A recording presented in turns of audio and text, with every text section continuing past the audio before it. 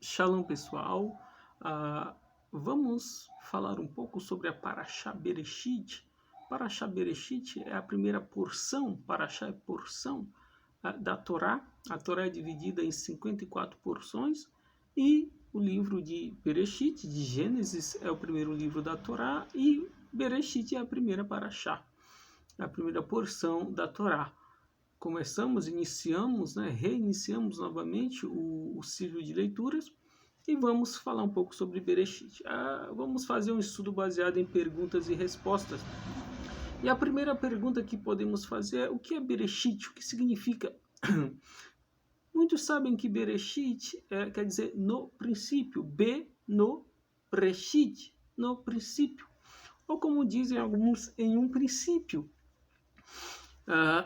E a pergunta que é que princípio? Podemos dizer que é o princípio do tempo. Porém, muito mais do que isso, é princípio de tudo. É princípio do tempo, princípio do espaço, do universo. Né? Antes disso não existia nada, somente o Criador. Aqui não fala da criação dos anjos, porque a Torá ela quer falar de coisas que o homem entende. Né? Porém, ao criar céus e terra, tudo que os contém está incluído. Né? Isto é, ao criar, como diz a Torá, et hashamayim, tudo que há no Shamaim, nos céus, está incluído. Né? Então, quando vem estas duas letras, Aleph, Tav, primeira e última letra do alfabeto hebraico, já está incluído tudo que existe no Shamaim, nos céus, e isso inclui a criação dos anjos. Então aqui nasce o universo e junto com ele o tempo. Né? O tempo é uma característica do universo, é uma dimensão deste mundo. Né? Não existia universo, então tampouco existia tempo. E Hashem começa a criar e ele usa a palavra bará.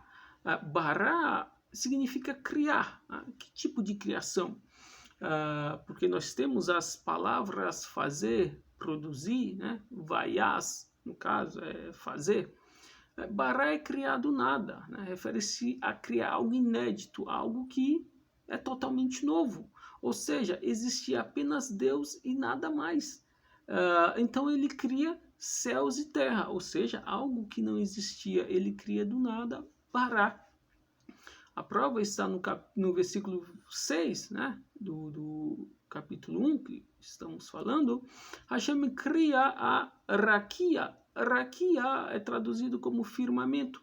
Né? Então ele cria a raquia, o firmamento, com a palavra vaias, fazer ou fez. Né? Ou seja, fez de uma matéria pré-existente, como falamos. Quando o texto diz Bereshit bara Elohim et Hashamayim ve'et haaretz, este et haaretz, ele criou a Haaretz, a terra, com tudo que contém nela.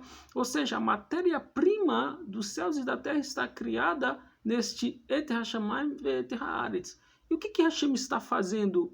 Então, ele está apenas organizando, colocando cada coisa em seu lugar. Não organizando que esteja desorganizado, ele está apenas estabelecendo, a melhor palavra é essa, cada coisa no seu lugar. Então, quando ele diz vaias para criar a raquia, o firmamento, a raquia já existe, né? Ela já existe em uma dimensão, então ele só está trazendo agora para a dimensão existente da criação. Né? Então ele criou os céus e a terra com tudo que neles contém. E no segundo dia, no terceiro e no quarto, não aparece o verbo criar. Né? Apesar de Deus estar criando coisas, né? Fazer da forma as coisas é vaias, né? Fazer da matéria pré-existente, como falamos. O verbo bará, ele aparecerá novamente no verso 21. Vaivra, ao referir-se à criação da vida. Então, vaivra também vem de bará. Então, por que agora aparece o verbo vaivra? Né? Bará, no caso, é a criação da vida.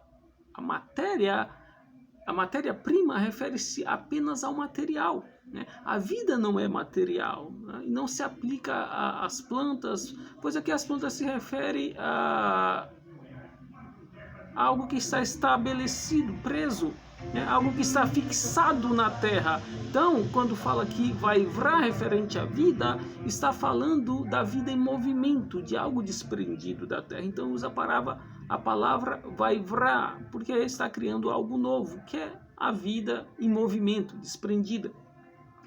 Então, ao criar o homem, usa-se a palavra vaivra ou vará, bará. Por quê? O que tem o homem de especial? Então, o homem tem algo diferente dos animais, né? A Torá, ela não usa a mesma palavra. O animal não tem raciocínio, não tem um pensamento lógico, ético, né? A fala é a expressão do pensamento, do livre-arbítrio. Então, ao criar o homem, é usada a palavra bará 3 vezes, né? Referindo-se à alma, ao intelecto, que no caso se reflete na fala, e ao livre-arbítrio. Então, aparece a palavra bará 3 vezes para o homem, porque o homem é especial, ele tem algo especial. Então, aparece a palavra bará no capítulo 2, verso 3, também referente ao Shabat, né? Há algo diferente no Shabat, né? A essência do Shabat. Então, o capítulo 1 também, ele começa com bará e vai terminar com bará, né? Para fechar, porque o Shabat é especial também. Tá? E a próxima pergunta é por que o nome Elohim? Por que se usa Elohim? Né? Cada nome de Hashem me fala de um aspecto com o qual ele se relaciona com o mundo. Né? Ele tem um nome que capta a sua essência, um nome por excelência. E os outros nomes são como nós o captamos, através da sua maneira de agir. Quando ele age com amor, é um nome. Quando ele age com misericórdia, é outro nome. Quando ele age com bondade, é outro nome. Né? E nós temos o nome Yud-Kei Vav-Kei. Né? É o nome que o Kohen Hagadol falava uma vez no ano, ao entrar no Kodesh HaKodashim, no Santo dos Santos, que é o nome por excelência. Então, Elohim significa o Criador do mundo. Ele criou o mundo e o mantém, e o sustenta. É a relação Deus-mundo. E a gematria, ou seja, a gemátria do nome Elohim, que é a soma dos valores numéricos de cada letra do nome Elohim, nos dá o total de 86, que também é o mesmo valor numérico da soma de Haksé. Haksé é a cadeira ou trono. Né? A intenção é que o nome Elohim é a cadeira onde Hashem, onde Deus se assenta. Né? Ou podemos dizer a roupa de Hashem, ou seja, o nome Elohim é uma roupa, é um veículo pelo qual Deus cria e se assenta sobre isso. Hashem ele se mostra para o mundo através do nome Elohim, ou seja, o nome Elohim ele é secundário. Né? O nome Elohim é a roupa que dentro está a força de Hashem, né? Que é o seu sagrado nome Yud-Kei Vav-Kei. E por que está no plural? Alguém pode perguntar. Elohim, como falamos, 86 é o valor numérico do nome Elohim. Né? E é também o valor numérico de Atevá. Atevá quer dizer a natureza. Então, quando falamos Elohim, falamos natureza. Ou seja, todas as forças existentes na natureza são Elohim. Né? Por isso está no plural. O texto diz Bereshit bara Elohim. No princípio foram criados todos os poderes da natureza, ou seja, que é Elohim. Elohim não é um nome próprio de Hashem, né? É um título. Então, quando Deus diz façamos no plural, ele está falando com a própria natureza de onde o homem será criado. No homem contém todas as características de onde ele veio. Dentro do homem contém todos os elementos da natureza. Não existe espaço para uma teologia onde diz que 3 deuses estavam criando apenas porque aparece o nome Elohim. Porque ele diz façamos, né? Quando vai falar do homem, o homem Mas já no próximo versículo diz, e fez Elohim um homem, ou seja, ele está falando com toda a criação de onde o homem também será criado, porque o homem conterá tudo que existe na sua criação. Né?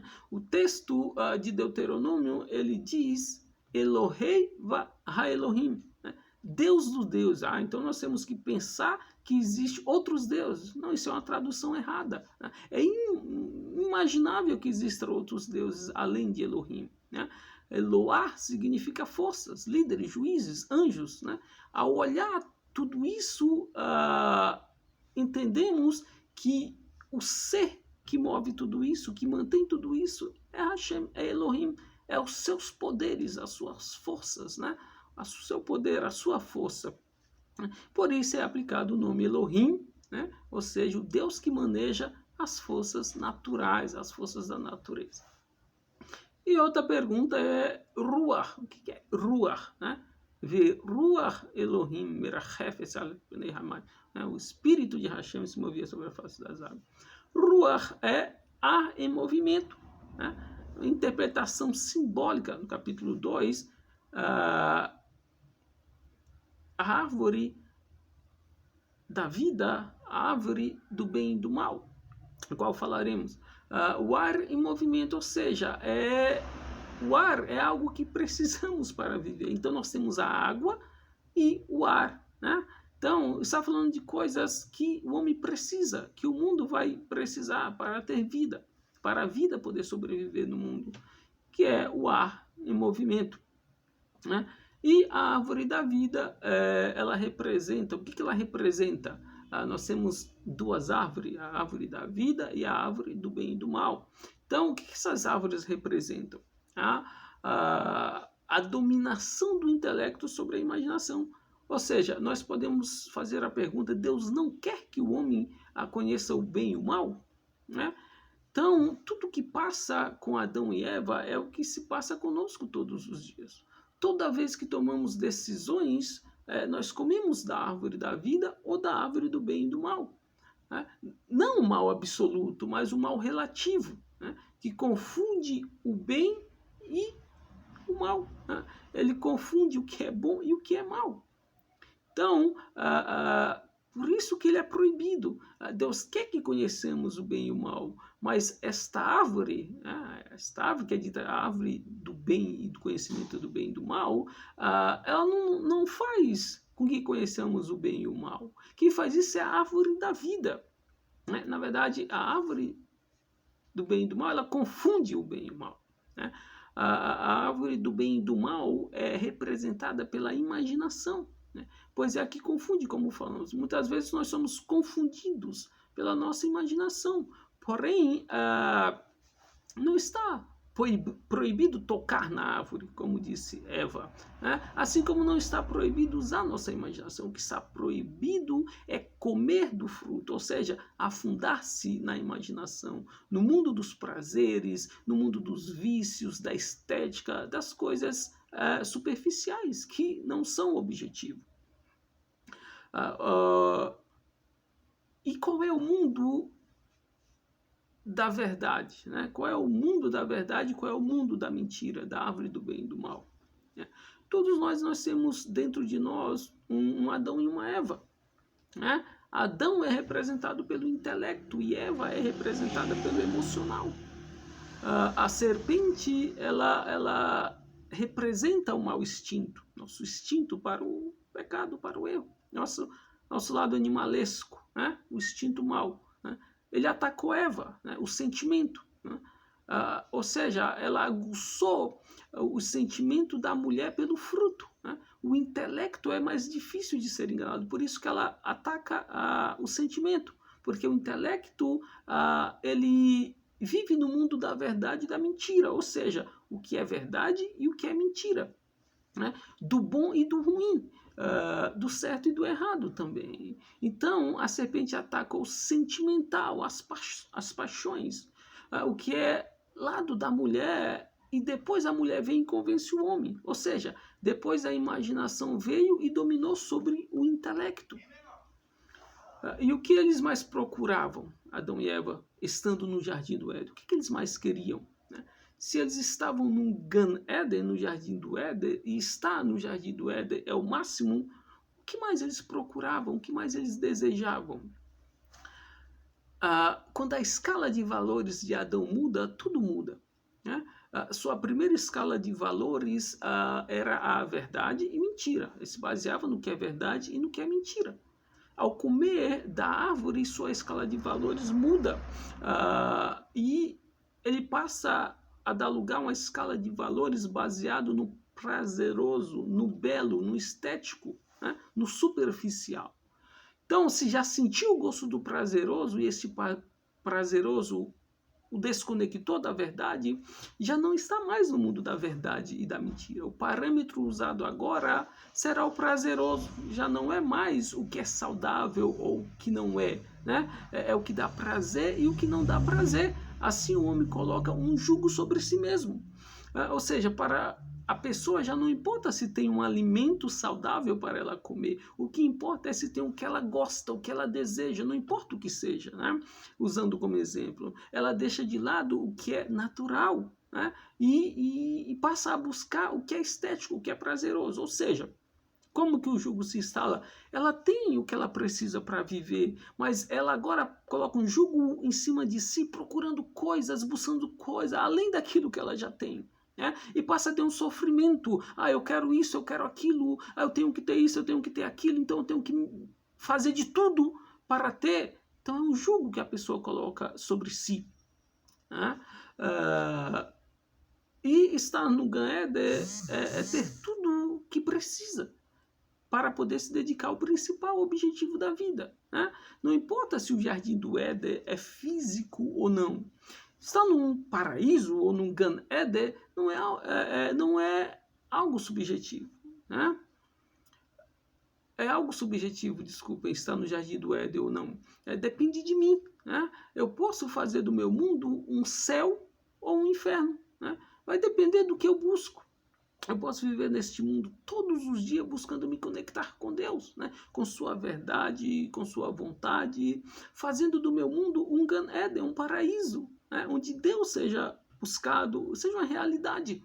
Ou eu posso fazer todo o contrário, fazer do meu mundo, o meu Gan Eden, um inferno, na verdade, em busca de prazeres, em busca de objetivos meramente materiais, né? E não ter lugar para o espiritual, que é o principal objetivo. E o que significa trabalhar e guardar o jardim, como Hashem falou? Segundo a opinião de Rabbeinu e de Rambam, o jardim do Éden representa o estado espiritual de conexão com Deus. Então, toda pessoa que está conectada com Hashem, ela está conectada com Gan Eden, né? De uma forma ou de outra, ela já está vivendo o Malchut Hashamayim, o reino dos céus. Se está no jardim, está conectado com Hashem. Está conectado com Hashem está no jardim, é viver no jardim. Né? Estar conectado com sua vontade, é trabalhar, é cuidar o jardim, que representa cuidar a nossa relação com Deus, é trabalhar o nível espiritual onde nos encontramos. Ora, se vivemos uma relação com Deus, cada um temos nossos níveis, vivemos um nível espiritual com Deus, temos nossos níveis. Então, trabalhar e cuidar o jardim é cuidar, é trabalhar este nível espiritual onde cada um está, para que não caia, para que a Nahash, a serpente, não venha e confunda, né, o nosso intelecto com a nossa imaginação e o nosso intelecto passe a ser escravo da nossa imaginação. E como eu faço tudo isso? Como que eu posso trabalhar e cuidar o jardim? Com Torá e Mitzvot, cumprindo a Torá, vivendo a vida de Torá e Mitzvot. Eu sempre digo que muitas pessoas pensam que eu já vivo o mundo espiritual, principalmente no mundo cristão. Eu já aceitei Jesus, né, Yeshua, ele me salvou, não preciso fazer mais nada. Não, eu tenho que trabalhar todos os dias a minha relação com Hashem. E a Torá é o manual aonde está tudo que eu preciso para trabalhar esta relação com Hashem.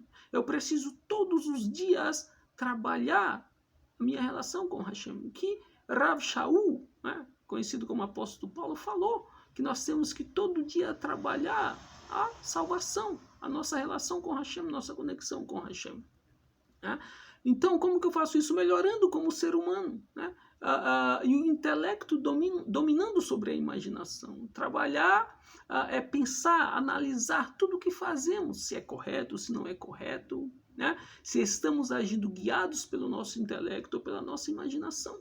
Há momentos que a imaginação ela vem disfarçada de intelecto e leva as pessoas a transgredirem usando falsas afirmações de permissão. É como nós sabemos que muita gente fala, não, Jesus aboliu tudo, tudo foi cravado na cruz. Não, isso não é uma verdade, é uma grande mentira.